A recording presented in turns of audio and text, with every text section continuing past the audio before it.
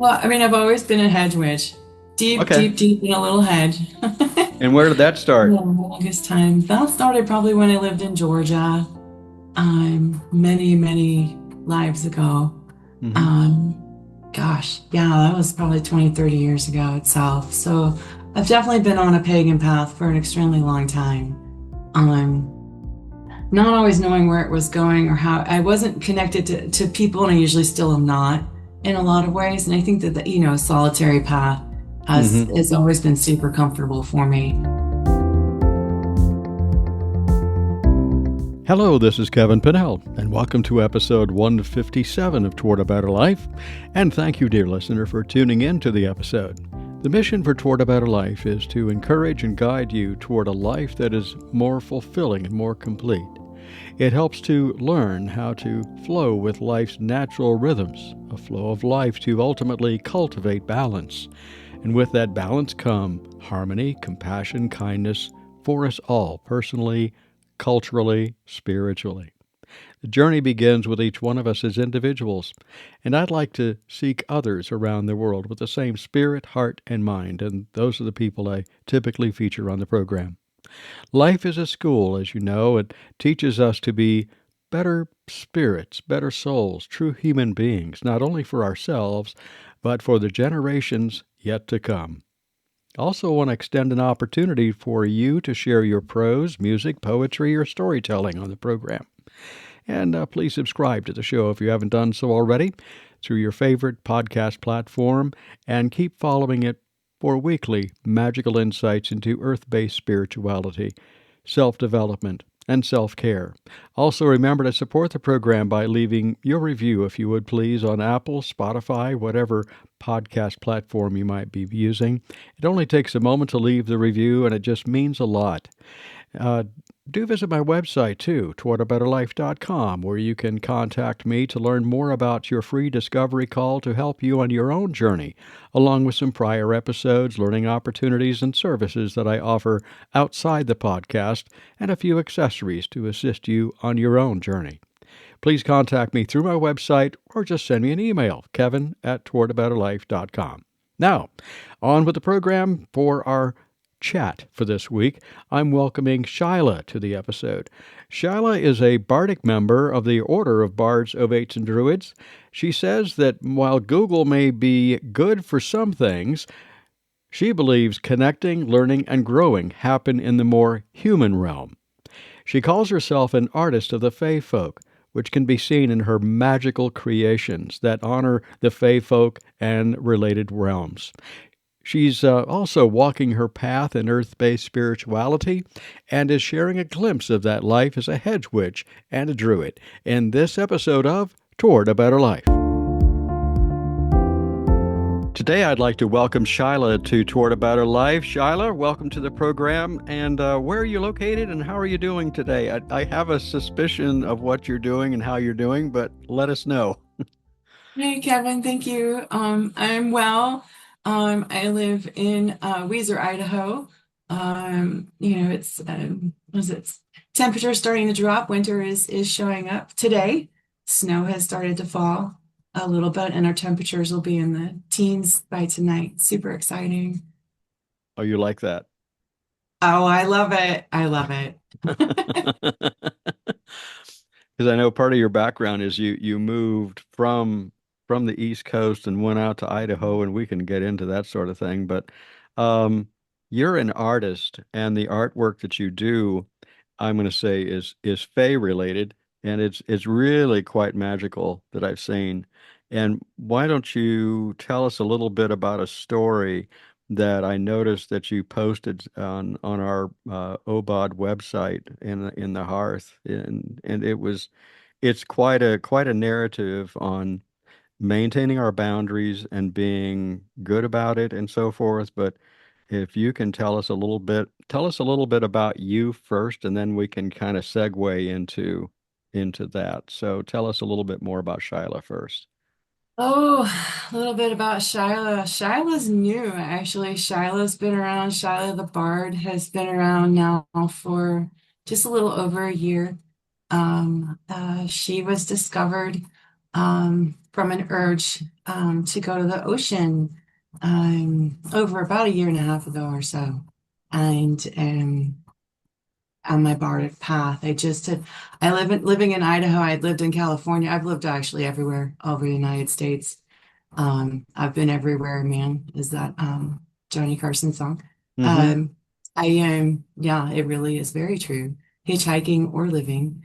Um, I had just moving to Idaho, being landlocked, as it were. I mean, there's lots of water. There's lots of water here. There's rivers and lakes and streams everywhere, but the ocean's not here. And I had just been drawn to the ocean for. There's just a massive pull to go. You need to go. You've got to go. So I finally, in the spring of a couple of years ago, I guess, I had made some time and went out to the coast. The adventure to the coast was awesome. Doing a camping, driving kind of a trip along the way, meeting some wonderful trees and animals, and just the natural world itself just opening up was quite lovely. That brought me to the coast finally. Oh my goodness, the breath of it was wonderful. Just to breathe in the strength of the Pacific Ocean.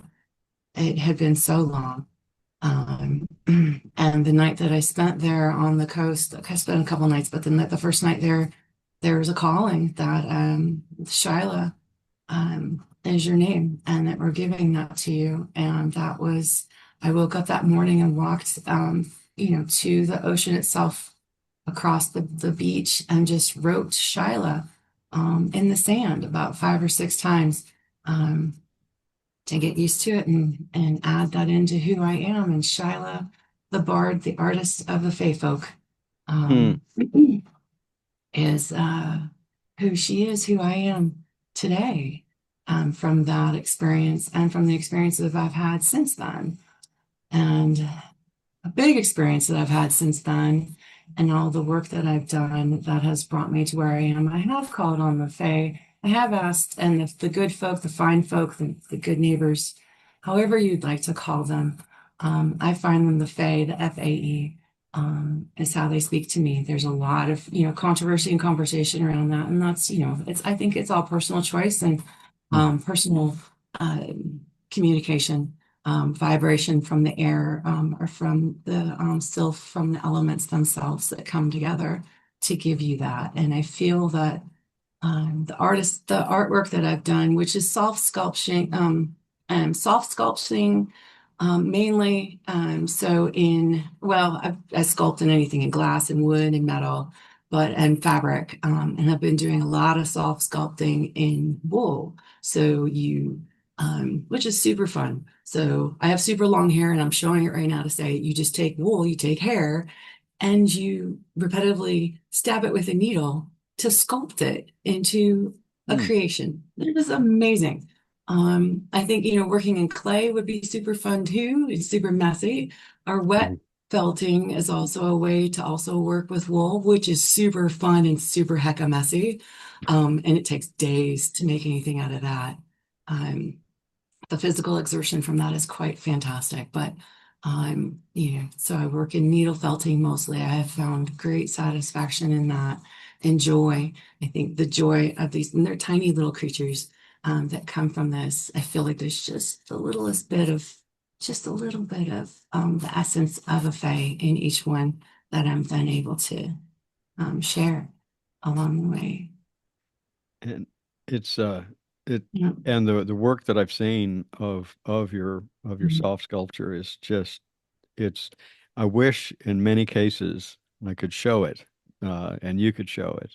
This is audio, but I think the expression that you just shared, there's a little bit of Fae in each one of those, and you bring that spirit into it, and that kind of makes I think that sets apart an artist when they leave a portion of themselves and create something, and they lovingly, caringly, and very purposefully add that spirit to that uh, finished creation, as it were.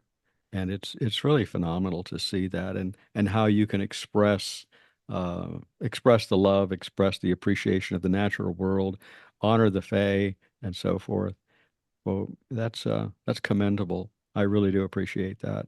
And if you, I'm gonna say it now, and maybe if you had a way to just share, but you have a YouTube video up that's kind of um, a really interesting tour of your home site, of your space. And I was uh, I was taken aback when I looked at that. I said, this is great stuff. So how could people find your YouTube channel or your YouTube video? Um, if you could, if we can share it, I can share it here. I'd have to look it up and Okay. can get you O- guys to it. Okay, so what we'll do, we'll make it Um, simple. I'll actually, I have it, and what I'll do is I'll put it on the show notes so that people can just access it that way. And it's quite a tour, everyone. I think you'll really enjoy that. So I don't remember if it was shortly after your move there or if it had been a while, but you moved in or got in with a collect. I'm going to call it a collective that is often found, and it's a lot of times it's found around creative folks and artists and so forth, and it's where you take your stuff and you take your creations and you put them up for people to appreciate, people to, of course, buy and so forth. Um, and you had an interesting experience on that. Would you mind sharing that experience with us?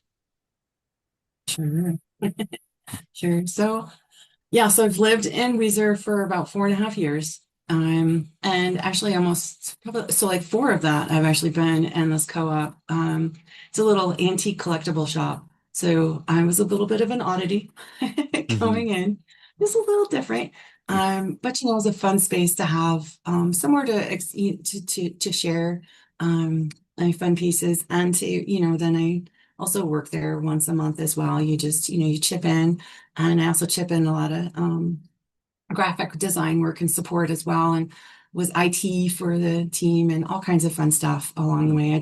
I'm a bit of a dork. I live on computers for my mundane world. So it came together just, in that way that I could share that. And whenever I can, and if I feel that, it's safe, I definitely do. So I had, oh, I guess over the last year or so, as the bard in me was definitely um, flowering and coming out, and just feeling so ever so, just so joyous. Just because I came home, right? I mean, everybody does. I know. Yes, it is. It's very true, and it's funny. I mean, it's just my whole life searching for what is going to fit. This is going to fit. This is it.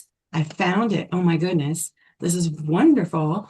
And my expression, I mean, the Awen just blew out of me in so many ways. I just feel like, just I've always expressed things with my hands that they just were coming out ever so much more as I've been walking my bardic path. And it's been wonderful along that way to be able to express that and bring that art um, into my tiny space.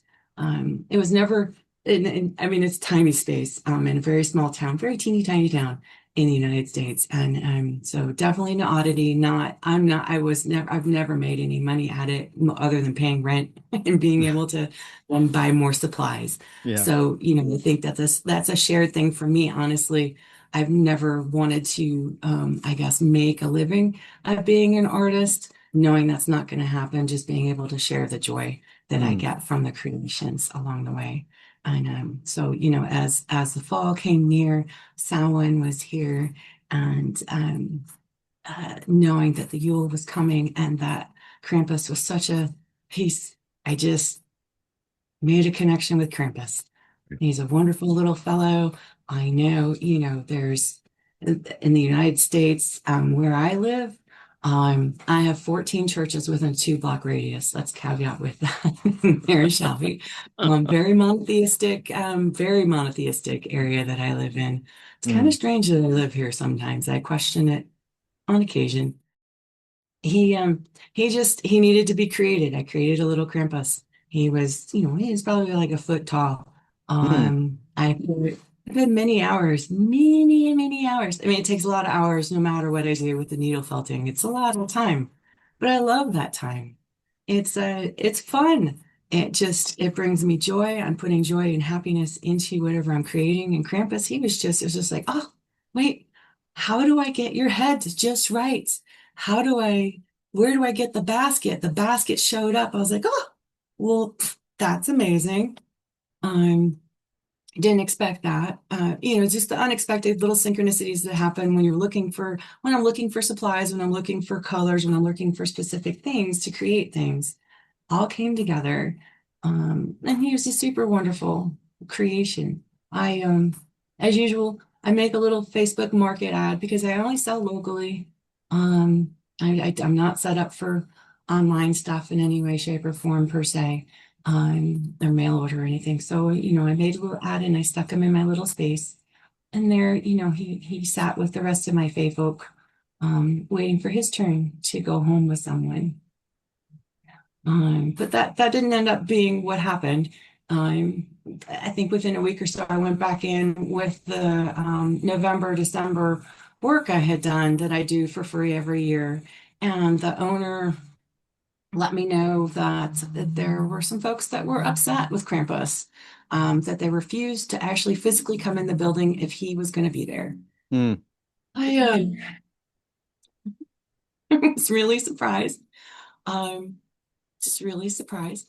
I did explain, some backstory of Krampus. He's not the devil. That's Mm. not, but that's not, you can't really, and it didn't go very far. And I didn't try to take, because the explanation was just going, you could see there was white out in the eyes. There was no connection. There was no back and forth conversation with this. It was an if or not. There was, or nothing. So I took Krampus home. I said I let the owner know that I would be out by the end of December, feeling that my expression and the work that I was doing was no longer accepted. As she had also mentioned that the little witches and things that were there were, there weren't really what they had in mind for the store, and that, but they were selling, so it was okay, they could stay for now. Mm. It's like, oh, you no, no, that just, I don't, definitely didn't bode well with me. But I left with Krampus and knew, it was just an inkling. It's just, well, it's just not going to stop here, is it? And it didn't. There were texts from the owner because it's then really the only way she would openly communicate with me, or at least with her anger, which there was a lot of that. Was that the little witches needed to also go, and I have these little dolls. They're called F word dolls. F is in Frank or in flower, or fabulous or fortuitous. There's so many F words out there, I tell you. It's quite awesome. So many that you can use right in a lot of ways, be that as it may, is that they needed to go, or they just need to have their name changed. So not only was she then editing my content, as it were, and yeah, I'm speaking in online speak because I'm on there too much, but she was also then wanting to just adjust things to meet her perspective. And had always along the years we've been together, made suggestions about, here, you should make this. Or this looks like a great thing that would look really great in your little space. You should make something like this. But I don't, and I don't work that way. Mm. Artistic expression is just that, right? It's artistic expression. When it comes and it calls on you, you go with where it's going. You don't, I don't, I'm not a monkey that does personal orders, as it were. Honestly, I was feeling that at the time. So it escalated text-wise. I did not respond to most of those texts other than with polite answers. When she asked me to take out the witches and the F-word dolls, I kindly let her know briefly that I would come in and remove anything that would cause anybody to be offended. Mm. So, so I took out as much as I could. I went in the next day with as many boxes as I had, and I took out as much as I could carry that day. My hubby came in and he helped me with a few things that were heavier, because I also had little tiny pieces of furniture and stuff for displays and all kinds. Sure. I had built a space. I had built a space that actually made you feel like you were going outside. Mm. And it had walls on it that had doors and windows. It was pretty, I mean, it was pretty expressive. Because I work in wood too, which I love doing that too. Mm. But yeah, so cleared it out as much as I could. Texts escalated some more. She just got super hecka upset. She's like, because now my space was, well, it's just not presentable enough, and there's nothing in here, and I feel like you just really need to get rid of all the rest. You just these things need to be, in order. Um, it just ended up that, I went back in the very next day again and was like, hey, I'm going to leave at the end of the month of November. Um, I'll just end it there. I had paid my rent through the end of the month. My obligation for work was coming up. I hadn't done that yet, but, I've met all my obligations for the last 4+ years or so. And, feel that should be okay. She actually then started texting me that there would be legal ramifications, that there would be a police escort next time I came into the space. Like, gosh, um, and really, and I wasn't going to give her any of my anger. Um, I wasn't, and I wasn't going to escalate in any way, shape, or form. She had not earned that from me. Mm. She did not deserve it. Um, and it was not worth it for me to get to that point where I would be just as angry and attacking, as it were, in her texts. She was only doing it in texts. When we would meet in person, she was, super pleasant, super kind, letting me know that I was most welcome to stay as long as I met these demands that she had.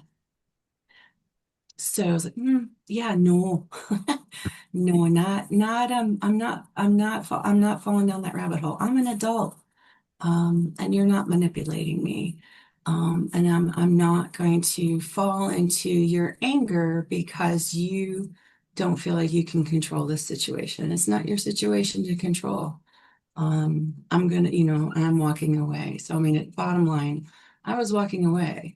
Um, and fire helped me through this a lot. I built quite a few fires when I would come home or have read any of these texts and would just give to the fire. Knowing my Nui fire is there, being able to actually to feel that and to share it is opening more, and more every day that I understand it more. And that's where it was going. In my younger years, we could have gone outside and I could have gotten in a fight. I have been rather violent as a younger person for sure. But I've definitely been walking past that, and away from that path for many, many years. I'm not gonna, my anger is not to be shared willy-nilly. It's very powerful, it's very personal, and it's not for everyone. Mm. So I wasn't going to give it, and I didn't. And I think that that caused a lot of anger in a lot of ways, for her, that were coming out in the texts they got really belligerent, they got really rude, they got really awful, and I just stopped reading them. Mm-hmm. I made the connections that I needed to get my things out. I made the final connection to, I had to come and take my walls down as well. And there was a police escort for that. He was a super sweet fellow. And I had a great conversation with him. So glad, I'm so glad you're here. Too bad he didn't help me carry, my husband was there. He did all the hard work, really. I mean, I was there with the drill and we put everything apart. It was awesome. But it yeah, and then ended the relationship. I actually, once everything was done and I had the final check, which of course was less than half of what it should have been, wasn't even going to argue that. Don't need to. Just cut off every communication that I could. Blocked phone numbers and Facebook stuff and all that thing, flotsam and jetsams, to just move on.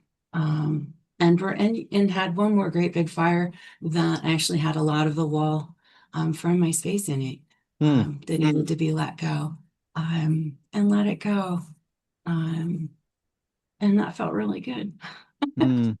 So was that Really like a good. year ago? Honestly, this was just last month. Oh my gosh. This was just in November. Yeah. Yeah. Yeah. mere moments ago. Well, it's interesting when you think about it. You talked about the fire, and we look at like our winter solstice ceremony, and in part of our winter solstice ceremony, we think about the fire, and we think about giving everything that basically doesn't. A dear old friend of mine used to say, if it doesn't grow corn, there's no point in keeping it. And they just said, burning it up.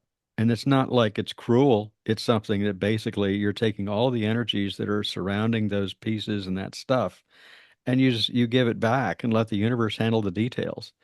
As woo woo as that may sound, there's a lot of truth behind that. How did you feel after this? How do you feel now? Uh, I feel good. Mm, There, okay. a weight was lifted, right? So, I mean, there's no, right? It's just, why did I wait so long? I know, like maybe a year or so ago, there was an inkling that I just like, maybe I should go. I mean, because there's been times. I mean, adulting isn't always fun, and there had been a couple of times with the owner that it had gotten weird, but we adulted through. So, but yeah, it's freed me up to move on. And oddly enough, so I had thought about taking my little creations onto, I guess they're craft shows. I hate the word craft; it drives me nuts for some reason. So creative shows, festivals, and the like. And oddly enough, literally a day or so after all this had ended, I was accepted into Grampus Con. Yeah. Convention. So, dork convention for Krampus.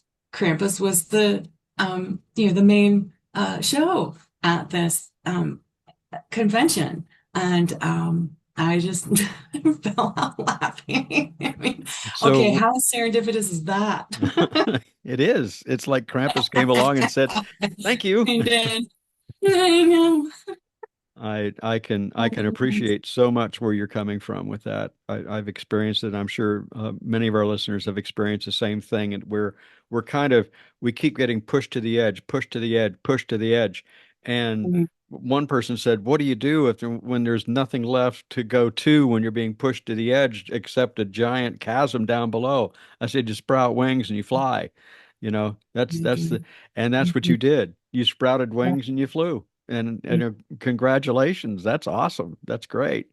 But sometimes when you're talking about walking away and the anger before of an earlier iteration of your life, but walking away is often a really good decision. It avoids divisiveness, and it really helps your spirit. It helps your Awen. It helps your Nuifre. It just you just say, okay, fine. And so sometimes it's okay to just walk away. Just walk away. Have you been, I know, I seem to recall, like, pagan, witchy, or druid work and so forth. Have you been on this path for a while as far as in your adult life? What kind of led you into this kind of a life? Well, I mean, I've always been a hedge witch, deep, Okay. deep, deep in a little hedge. And where did that Yeah, start? the longest time. That started probably when I lived in Georgia, many, many lives ago. Hmm. Um, Gosh, yeah, that was probably 20, 30 years ago itself. So I've definitely been on a pagan path for an extremely long time. Um, not always knowing where it was going or how I wasn't connected to people, and I usually still am not in a lot of ways. And I think that a solitary path has Hmm. has always been super comfortable for me. And it's been quite a quiet path as well. And it's definitely been a path that I've had to keep to myself because, my whole family, they're not aware. My husband definitely is, and he is the most supportive human being I've ever met. Hmm. He's wonderful. But I've had to stick with the monotheistic celebrations, family gatherings, and conversations, not being able to discuss openly with family and friends for the most part, just because um, it's not normal. It's out of the extreme, and it causes a great deal of discomfort, unfortunately, in a lot of pathways. And I've not, and it's, I think that the last, so how did I get here? Oh my, is fun, I think, is that I went on a Tolkien binge. Um, Finally it's just like, I need to go back and reread Tolkien and actually not only so not just the standard Lord of the Rings series, but then all of his the Sons books that he did that brought Hmm. back all of his notes and dove in really super hecka deep. Um, that took me to the Mabinogion. Ah, Oddly enough, went there next, and then ended up in Penny Billington's Druidic books that then brought me to Obod. And I've been here ever since and expect to be here for a lifetime and searching for folks now, but delicately, especially in Idaho, not where I'm at per se. I do definitely I have a group online through the Hearth that I've been with, my study group that I've been with since I started. We all yeah. basically started as bards together and have been on this whole journey together. It's been quite wonderful. Um, and we're actually going to try our first ritual through Skype in a couple weeks. It'll be fun. Oh, cool. See how that goes. Yeah, That's yeah. great. So, with your work that you do, where do you get your inspiration? What really brings you in to focus with the stuff? Oh, well, I have a murder. That's about 70, 80 crows that I've been enticing to come closer. I do have fur babies that, well, keep the murder away. Um, in some ways. There's my whole little space here is quite a little nature reserve in and of itself. It's teeny tiny. It's only half an acre, but I have added as much as I can to invite as many other peoples as I can. And I am very animistic, so I am referring to birds and squirrels and hedgehogs and owls and hawks and everybody, deer coming through and bringing their families and just being able to experience the joy that they're having and their safety. I really, when I can, which is very rare, which is sad, and I need to pull myself away from these screens more, Hmm. get my little tuchus out into the mountains because they are quite magnificent.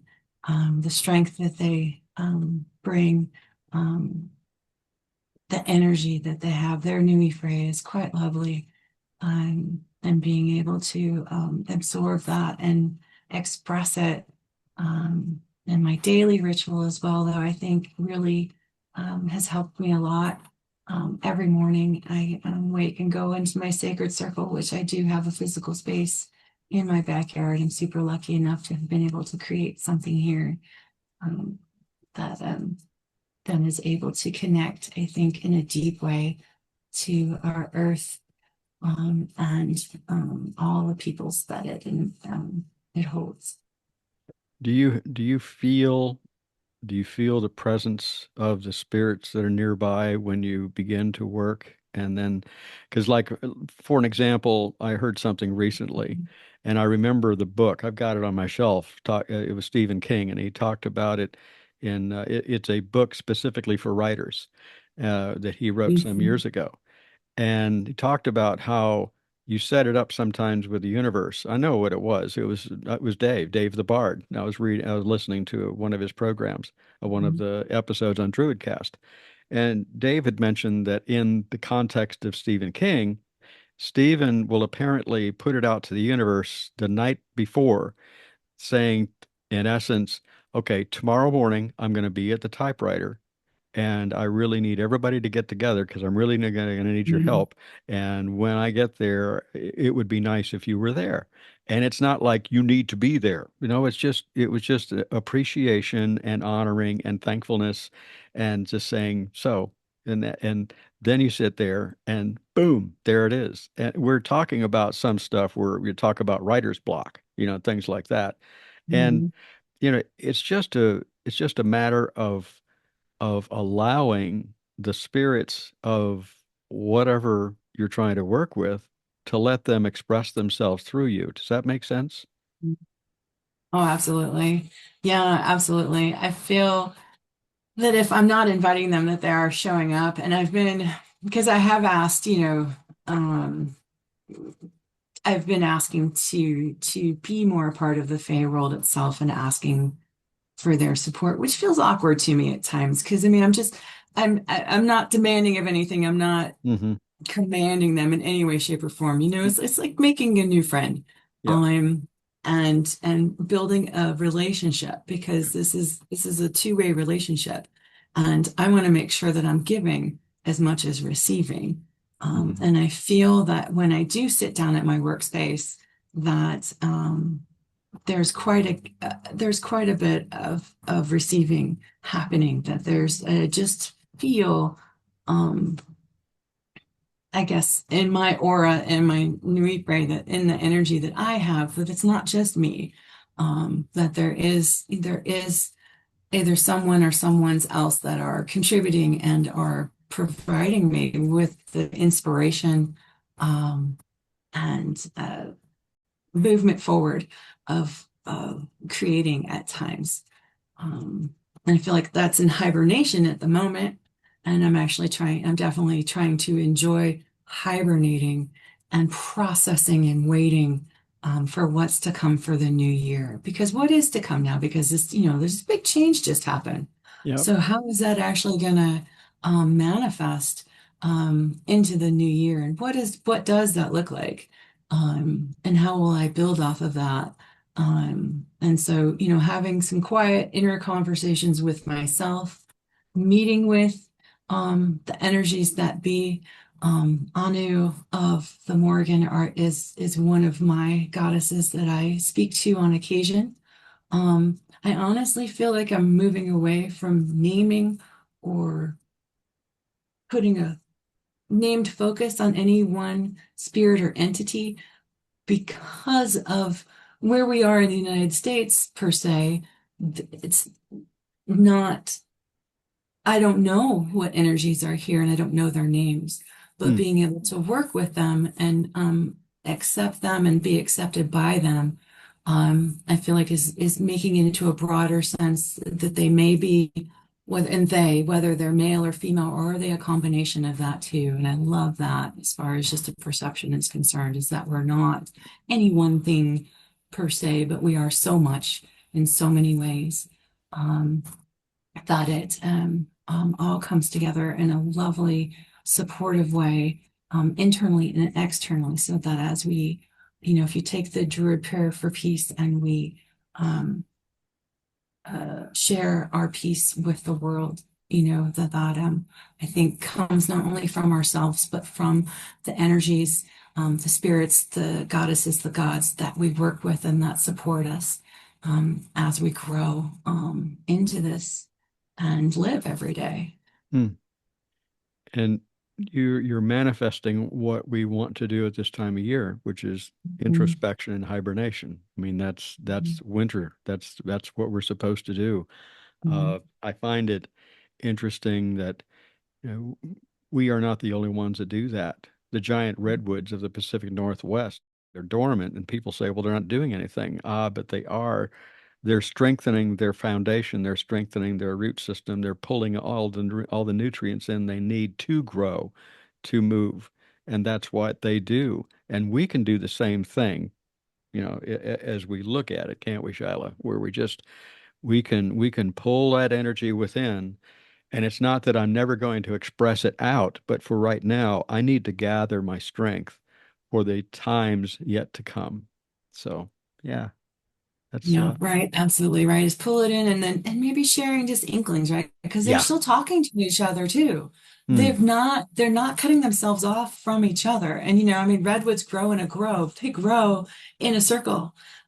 This is so wonderful. I mean, I lived in Humboldt for the longest time too. So I mean, I lived behind the redwood curtain, and loved it there. Yes, loved it there. So I mean, then they are um the redwoods themselves, but then all the plant life and the animals around them are one heck of a deep, tight-knit community that then support each other and are there for each other. And then exactly, are able to, you have to, in order to support each other, you have to support yourself first. Hmm. It is an extremely difficult thing to do at times, but you have to be for you. You have to be there, and understand that in order to be there for everybody else, you have to be there for yourself first. Oh yeah. Um, Yeah. yeah, and in doing that, by doing that by introspection and by letting go. So definitely, this is definitely a big time to let go. I'm obviously letting go of a lot in a lot of ways. I mean, there was a lot of relationships that were in that little shop, and they're all gone. Were, the folks, the other people that I interacted with there, they're gone too, sadly enough. But then that obviously then shows that it's done. We had our time and it's time to move on. Hmm. So, I'll look for folks in other places, but I need to look to myself for support as well. And we'll see. I'm trying at least for another week. I'm trying to still hibernate. It's quite difficult sometimes, when there's all these demands coming at you from all over the place. I don't really need to do anything, thank you. I just want to be. Oh, I'm there you gonna pick go. up a book, right? Yeah, I'm gonna pick up a book and I'm just gonna keep reading that. I'm not gonna I'll do some laundry. I'll be an adult every once in a while. But otherwise, yeah, no, I'm gonna sit here in this cozy chair and just relax for a bit and let it just ruminate. Yeah. So you've how long have you lived in the place where you are? Was it And we've been in Weezer, we've been here for 4.5 years. I've been in Idaho for 6. right? Yeah. But in your home, you've been there for 4.5 years. Yeah, yeah, in Okay. this cute little house. Only 4.5 years. And the reason I bring that up is I recall Mhm. someplace that you had mentioned that that place had what, less than 10 trees. And like 4 years Yes. later, you Yeah. have this a mini grove of trees and plant Yeah. life. And Yeah. everyone, when you click on the show notes for the video for the YouTube, you will see what I'm talking about. It is a manifestation of enchantment. It's great to see that. And I think it's the narrative that you shared about how, when you create a space and you're creating it from a place of love and compassion and sharing and giving to the natural world, and you're setting yourself not above them and not below them, but with them, and how that once that energy is set up, it's amazing what happens. And look at all the little people that come in to, Shilah's space, Shilah and her husband's space. And that's beautiful when you think about when you were talking about the all the different birds and wildlife and the murder and all this kind of stuff. It's amazing. We had a group, we had a murder group. They were way off, probably I'm going to say at least a quarter of a mile away from our back, and we have the same size space. By the way, Shilah, we have a half an acre, but the beauty is we have buffers on either side of us. So basically, we have an acre and a half, but um, we maintain a half an acre, and if you maintain, there's not that. By some comparisons, we don't have lawns. I don't like lawns.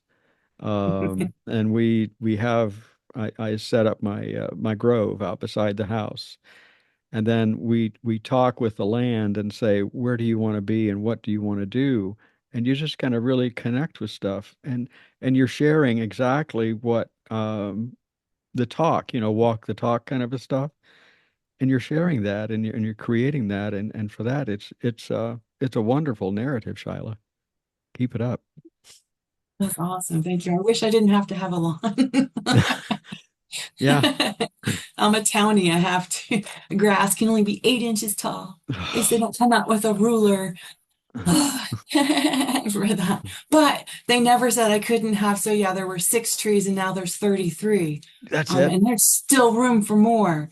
I just got 2 hazelnuts. I was so excited. Somebody was selling hazelnut trees, little starts for like $5. I was like, oh my gosh, hazelnuts. Now I need a fish pond. But I don't know that that'll be an I option. get it. Well, we well in you were in Myrtle Beach, but Yeah. we're in western North Carolina where the mountains are, and it's Yeah. not Yeah. unusual to have slopes. Our driveway slopes, probably an Oh, 8% grade. oh. And I tell people all the time, if you want to come to visit, you need to park at the top of the hill and walk down. Well, why can't we drive down? Well, you could, but it depends on how good your tow service is. My goodness. If you got a two-wheel drive, you got a four-wheel drive or an all-wheel drive, you're fine. But it's interesting. So when we Yeah. plan and we look at what we're putting in around our little space, there's for an example, there's a tree.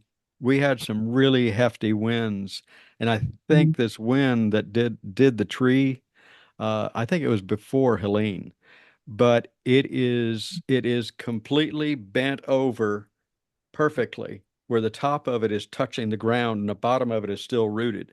So you have literally a half circle.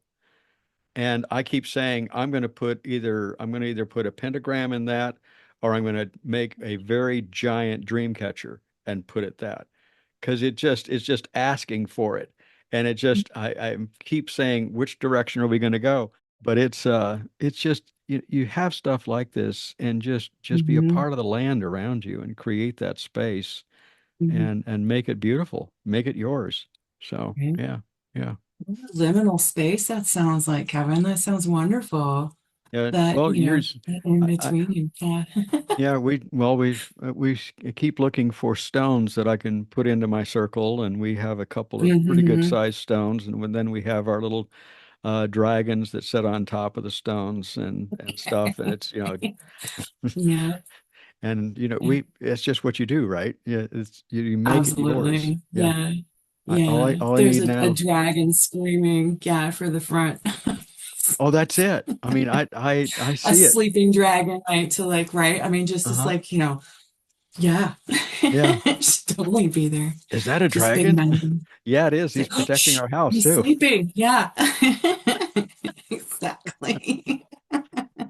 So make it That's yours. awesome.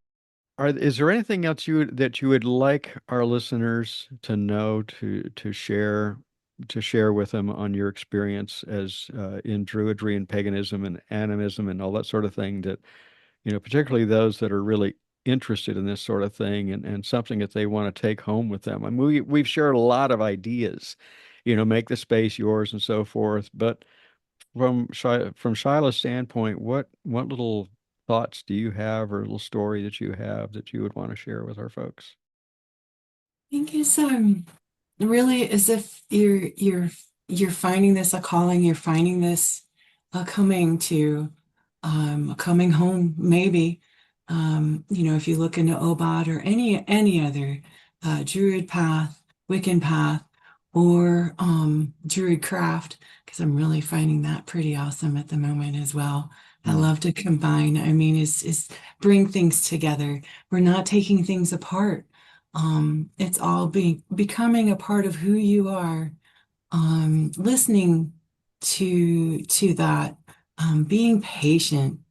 Oh my goodness, being patient. Being patient with yourself is the hardest thing in the world. Your ego is so huge. It talks so much. It wants so much from you. But just let it know it's okay. There's so much going on, and there will always be so much going on, but you don't have to be a part of all of it. You can be a part of what is right in front of you, mm, um, of what is right there talking to you, and inspiring you, and take that one path. There may be 50 open, but look to the one that feels the best to you and go down that and see where it takes you because it may then veer off to one of those other 50 over time. It may not. It could take you on another 50. That's the joy of it, though, isn't it? mm, Um, as the unexpected, being open to that, um, and accepting of that, and enjoying that, and sharing that joy, what not only within yourself, definitely within yourself, share it with yourself, but then with everyone around you and with the world, however that looks for you. And that just, I think, brings it all together. And that might just be as squishy wishy as you can get. But I gotta tell you, it feels pretty good sometimes. What does Shilah do to create a better life for herself? I mean, you're Oh. surrounded by all this really cool stuff. Right. I surround myself with more of it. But not more stuff, not more stuff, you guys. You don't need to buy more stuff. That's definitely not what I'm saying. That's one of my platforms. We won't go up there. What do I do for a better life? My gosh, right? Is I just try to be there for myself. To know that I am important enough to be there for. And then that in that way, I am then able to give more of myself. And that makes it ever so much more better every day. Beautiful. That's great. And I'm going to let a little secret out, everyone, for Shilah. That is, we need to really commend her because she's just getting over a really nasty cold. She's had for 2 to 3 weeks. So thanks so much for being with us. Oh, this has been enchanting and delightful. Thanks ever so much, Shilah. And keep doing what you're doing and keep manifesting the Alwyn and the Nuifri in your life. This is great. Thanks so much. Thanks, Kevin. I appreciate it. This has been fun. Well, that's our show for this week. Hope you enjoyed it. And thanks to Shilah for giving us a glimpse into her life as an artist, a Fae Folk, and a Hedge Witch. You can learn more about and connect with Shilah through her Instagram page. There are links for Shilah's information there, along with OBOD in the show notes. As always, a very special thank you to you, dear listener, for tuning in, as always. And remember, if you're seeking insights and advice on how to create your own better life, well, you can do so just delving into self-care, self-development experience, hypnotherapy, distant shamanic work, Reiki. Drop me a line, kevin@towardabetter.life.com, for your free discovery call. And in that call, we're going to discuss some goals, set some plans for you achieving them, and moving toward your own journey toward a better life. You can also visit my website, towardabetter.life.com, for past episodes, blog entries, ways to enhance your spiritual journey, and upcoming events. Please subscribe to the program Toward a Better Life through your favorite podcast platform, and do leave a review if you would on Apple, Spotify, Overcast, whatever your podcast platform might be. And it helps to spread the word about the program, and it just helps with the algorithm, so do that if you would. Always remember, if you'd like to share your story, music, prose, or if you want to be my guest, write to me, kevin@towardaBetterLife.com. That's kevin@towardaBetterLife.com. Until next week, enjoy your very special magical journey toward a better life.